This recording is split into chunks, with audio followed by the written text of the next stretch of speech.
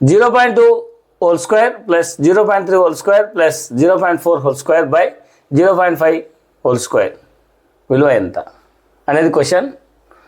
ఈ క్వశ్చన్కి ఆప్షన్స్ ఇట్లా 4 విధాలుగా రాసినది. 1.60, 1.24, 1.16, 1.08.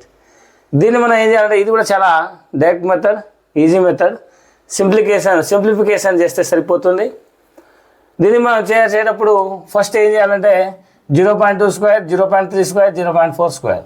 ఫస్ట్ సొల్యూషన్ కనుక చూస్తే 0.2 స్క్వేర్ ఫస్ట్, దాని తర్వాత 0.3 స్క్వేర్, దాని తర్వాత 0.4 స్క్వేర్, తర్వాత 0.5 స్క్వేర్. ఈ మూడింటి వాల్యూ మనం కనుక్కోవాలి. ఫస్ట్ 0.2 స్క్వేర్, 0.2 ఇంటూ 0.2 మనం ఎలా చేయాలంటే 2 2 జా 4, 2 2 0 చేస్తే 0 వస్తుంది. మళ్ళీ 0 2 0 మొత్తాన్ని 0 వస్తాయి కాబట్టి 4 వస్తుంది. అయితే దీన్ని పాయింట్లలో మల్టిప్లికేషన్ కాబట్టి ఏం చేయాలి అంటే ఇక్కడ పాయింట్ తర్వాత ఎన్ని అంకెలు ఉన్నాయంటే ఒక అంకె ఉన్నది, ఇక్కడ కూడా పాయింట్ తర్వాత ఎన్ని అంకెలు ఒకటి ఉంది, అంటే ఇక్కడ ఒక అంకె ఇక్కడ ఒక అంకె, అంటే పాయింట్ తర్వాత 2 అంకెలు ఉన్నాయన్నమాట. సో 2 అంకెలు ఉన్నాయి కాబట్టి ఇక్కడ కూడా పాయింట్ తర్వాత 2 అంకెలు ఉండాలి.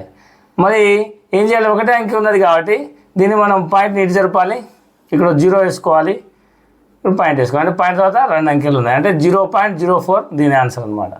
ఇదే దీన్ని కూడా మనం అలాగే చేస్తే 0.3 ఇంటూ 0.3, 3 3 9 వస్తుంది. ఇక్కడ కూడా పాయింట్ తర్వాత ఇక్కడ ఒక అంకె ఇక్కడ ఒక 2 అంకెలు ఉన్నాయి కాబట్టి పాయింట్ తర్వాత 2 అంకెలు మనం జరుపుకోవాలి. సో 0.09 వస్తుంది. అదేవిధంగా ఇక్కడ కూడా మనం చూస్తే 0.4, 0.4, 4 4 జా 16 వస్తుంది. పాయింట్ తర్వాత ఇక్కడ కూడా 2 అంకెలు తీసుకోవాలి కాబట్టి 1 2 ఉంది, సో 0.16.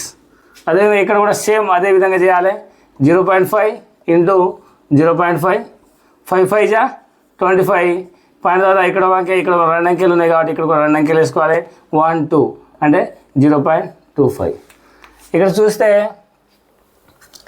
0.2 స్క్వేర్ ఈజ్ ఈక్వల్ 0.04 వచ్చింది, ప్లస్ దీని విలువ 0.09 వచ్చింది, ప్లస్ దీని విలువ 0.16 బై 0.25.